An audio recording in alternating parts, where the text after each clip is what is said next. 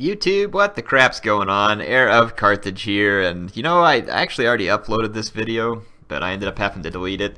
Like, I got on here, and I don't know, I see these comments, and it's like all these whiner babies that were on there, like, there's no commentary. Yeah, and you act like that supposedly my channel is a channel for commentary or something, then whining and whining in the comments about how there's no commentary.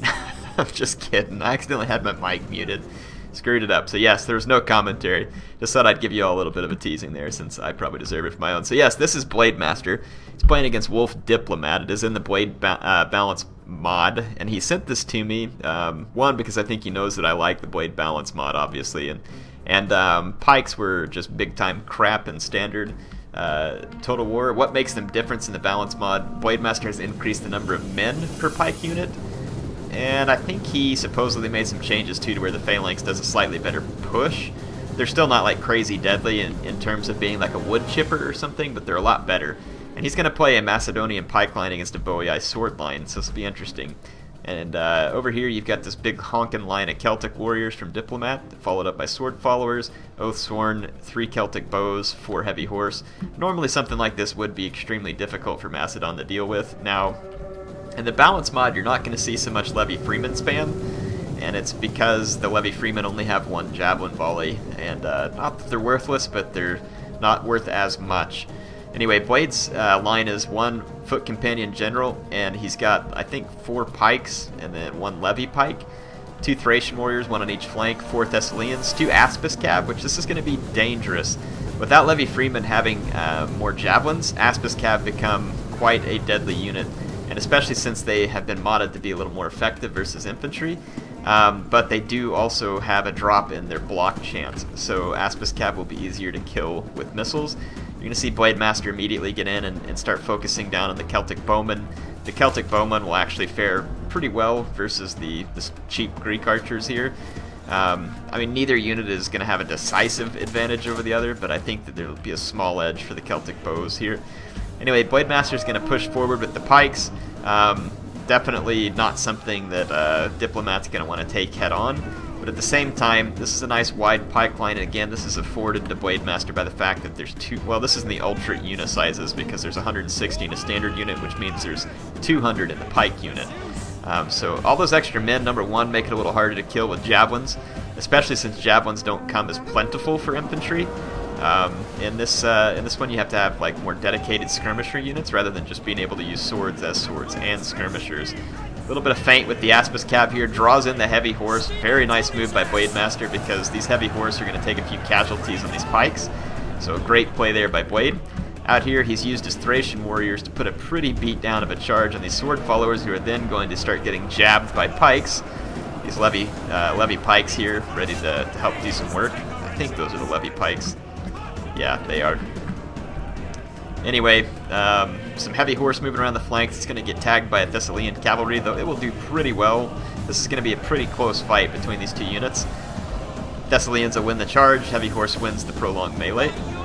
Thracian warriors are going to come intercept the sword follower. If it does, well, if the sword follower hits the back of the Thessalians, it will be quite good.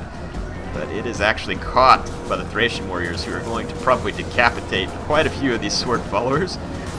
Well, it's not Attila, so not a ton of decapitations. Anyway, nice use of the Aspis Cav here into the back of sword units who are pinned against pikes. So a lot of damage going to be done there, but there is some heavy horse nearby too, so the Aspis Cav is going to take some damage trying to get out of there. Lucky that the heavy horse actually kind of ceases the pursuit. And the Aspis Cav is going to knock this sword follower out. Not a whole lot going on in the center. The Celtic bows have gained an advantage.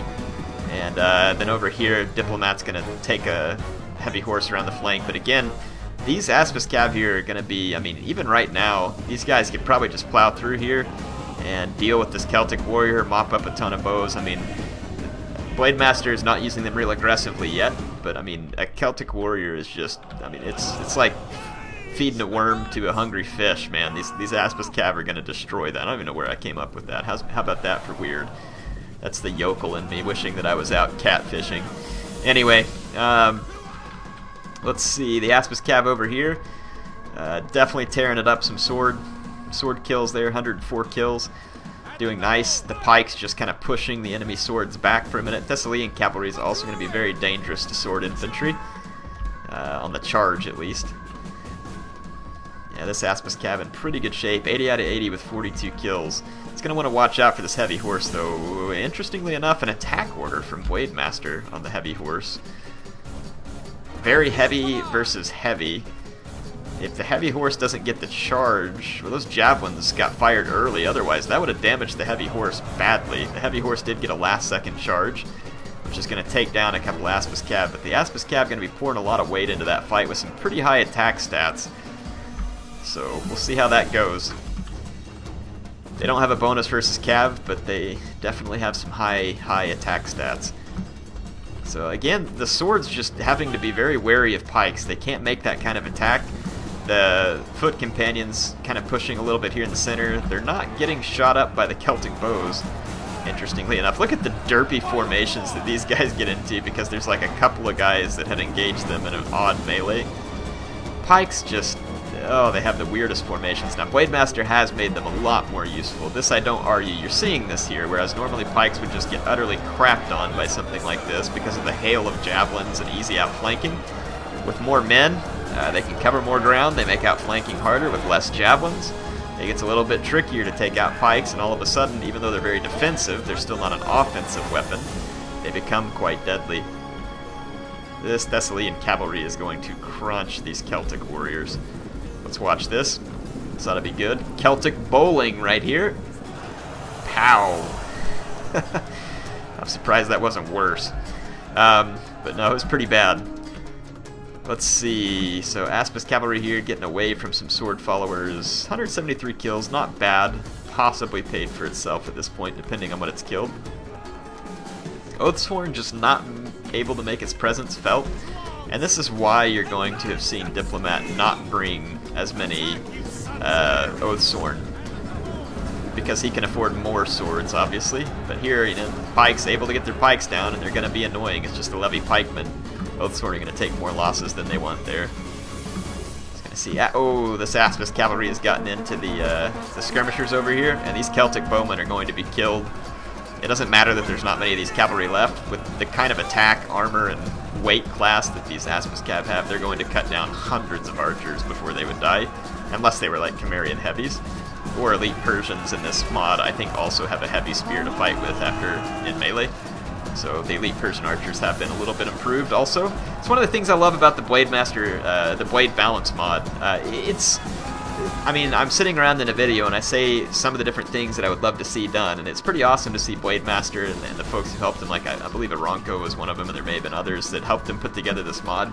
It's one of the reasons why I love showing you battles from it, because to me, this is really pretty close to what I would have loved to have seen Creative Assembly leave Rome 2 in this kind of position at the end of its lifespan. Like, a lot of the changes he's made here have really helped the game. It is not perfect. I still would have liked to have seen Creative Assembly make a phalanx function properly, but they did not. And I also would have liked to have seen a few other things. Spaghetti lining really needs to kind of have been dealt with.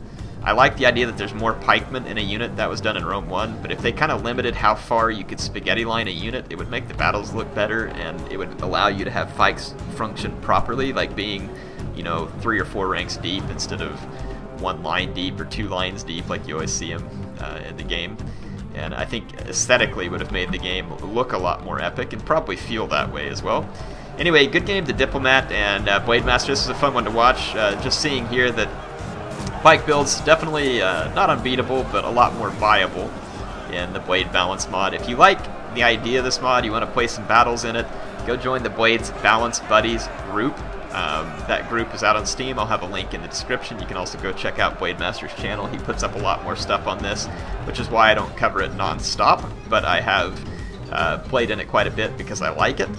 And you'll probably see me playing a little more in it in the future. But like I said, if you enjoy it, go check it out. I'm sure he would appreciate it. Sorry there's not an episode of the campaign tonight because my microphone was off. But nevertheless, I'll get back to it quickly. HeirofCarthage signing off for now.